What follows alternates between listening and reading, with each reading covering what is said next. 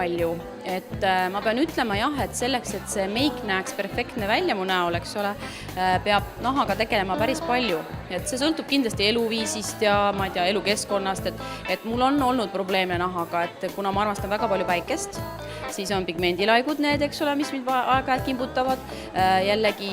selline töörütm väga ebakorrapärane, et ka näonahk, ütleme, selline väike akne vahest kimbutab mind ka. Ja mul on vaja nagu teha selliseid konkreetseid hoolitsusi, et väga mulle meeldib näiteks medemises superpindmine happekoorimine,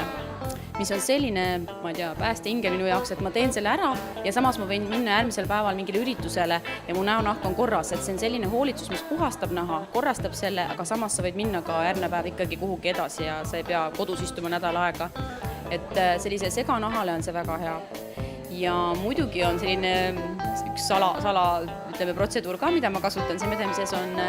Interseuticals, mis on siis selline, kuidas öelda, nagu võlukepike, et viiakse spetsiaalse sellise aparaadi abil, suruõhu aparaadi abil need ained, mis on nahale hädavajalikud ja sellise superefekti saavutamiseks hästi kasulikud, viiakse nahka ja sa oled siis 2-3 päeva selline õitsele puhkenud ja särav ja hästi korras näonahaga. Ja see efekt kindlasti kestab veel rohkem, aga see on nagu minu selline must-have protseduur, kui mul on väga tähtis üritus ees.